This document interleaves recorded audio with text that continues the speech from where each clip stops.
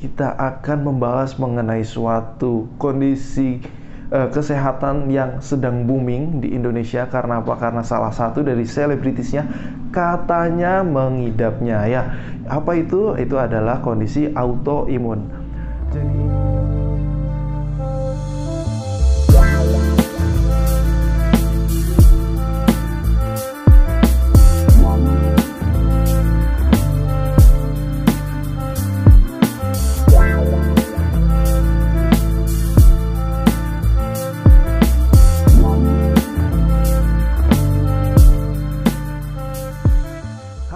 Assalamualaikum warahmatullahi wabarakatuh. Kembali lagi dengan saya Dr. Ivan di channel Curhat Sehat. Dan pada kesempatan kali ini kita akan kembali dan sharing informasi kesehatan yang berhubungan dengan kehidupan sehari-hari ya.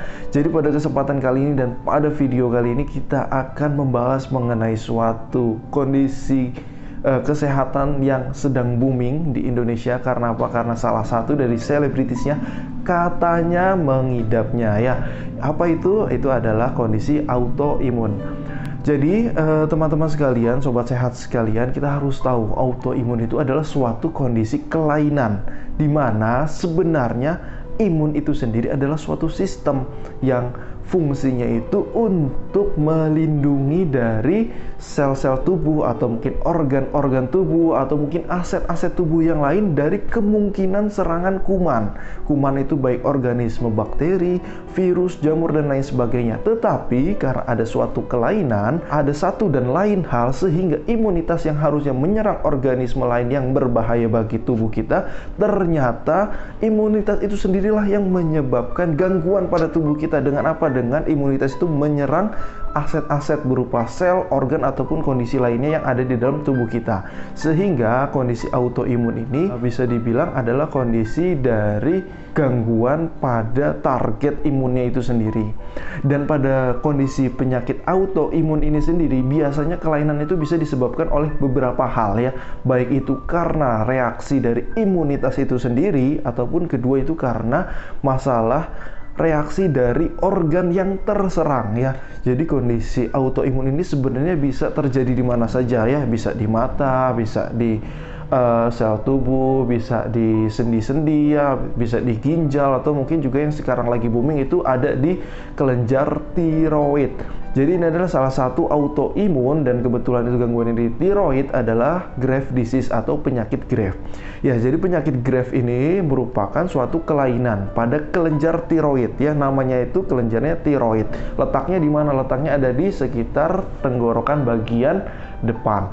Dan kondisi Graves disease atau penyakit hipertiroid ini banyak yang mengatakan secara awamnya itu gondok beracun.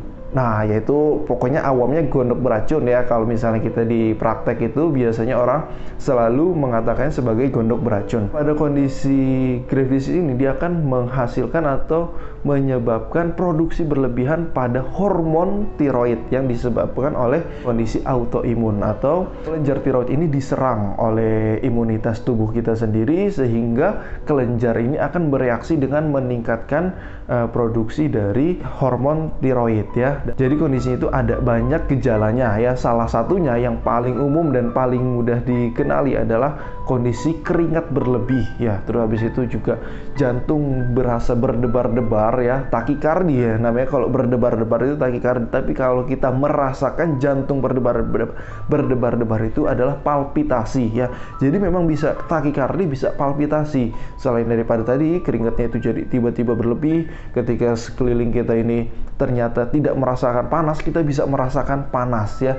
Jadi kita akan lebih peka terhadap udara panas. Hal tersebut yang menyebabkan kita seakan-akan itu selalu mengeluarkan keringat. Terus habis itu tadi jantungnya berdebar-debar cepat. Terus habis itu kita merasakan jantung yang berdebar cepat itu palpitasi ya, takikardi dan palpitasi.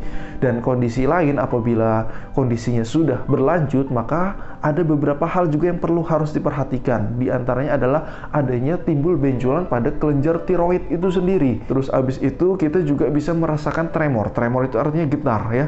Kita nggak lagi lapar, kita nggak lagi ketakutan, nggak apa, tapi tiba-tiba tangan itu getar. Kalau kita melakukan mencoba untuk meluruskan tangan, biasanya dia tidak akan bisa diam. Kan kalau ini diam ya. Kalau ini diam, tetapi kalau misalnya orang-orang yang mengalami tremor itu biasanya akan bergetar, dan itu juga merupakan salah satu dari kondisi gejala dari hipertiroid. Selain daripada itu, bisa juga ada gangguan pada siklus menstruasi pada wanita atau mungkin gejala disfungsi ereksi pada laki-laki. Bisa juga kita ini mengalami gelisah, terus abis itu bisa diare, ada yang mengalami rambut rontok, ada juga yang tiba-tiba orang itu menjadi mudah lelah. Dan juga yang cukup khas ini yang terakhir ini adalah kondisi di mana orang itu mengalami penurunan berat badan walaupun tidak sedang diet, makannya banyak, tetapi kondisi ini terjadi penurunan berat badan. Karena apa? Karena memang hormon tiroid ini merupakan hormon yang bekerja untuk memetabolisme. Ketika produksi hormonnya berlebihan, maka metabolisme itu berlebihan. Ibarat mobil itu jadi boros ya, jadi makannya masuk tetapi energinya keluar semua. Jadi hormon tiroid itu memaksa tubuh untuk membakar semua makanan yang sudah ada. Jadi kita tiba-tiba bisa menjadi lebih kurus, mudah berkeringat. Dan itu adalah gejala yang perlu diwaspadai untuk mencurigai kemungkinan dari hipertiroid. Baik itu hipertiroid karena Graves' disease ataupun kondisi hipertiroid yang lainnya.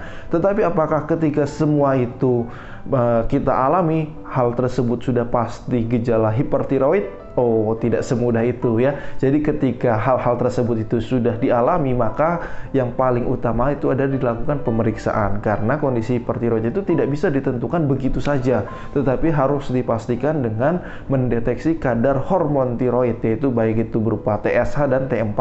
Sebenarnya ada juga pemeriksaan T3-nya, tetapi itu jarang diperiksa.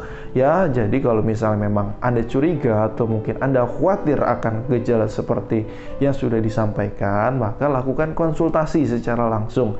Dan mungkin kalau misalnya benar kondisi itu khas kepada kondisi hipertiroid, maka biasanya dokter akan menyarankan untuk melakukan pemeriksaan kadar hormon tiroid. Dan di mana Anda bisa melakukannya? Umumnya itu di rumah sakit besar atau di laboratorium swasta yang cukup besar ya. Dan itulah beberapa informasi yang bisa kita sampaikan mengenai autoimun dan Graves' disease serta hipertiroidnya. Apabila ada yang ingin ditanyakan atau mungkin ada perbedaan informasi yang Anda miliki, maka silakan didiskusikan di kolom komentar. Dan apabila postingan ini bermanfaat, jangan lupa untuk like, share, and comment. Mungkin itu yang bisa saya sampaikan. Kurang lebihnya saya mohon maaf. Wassalamualaikum warahmatullahi wabarakatuh.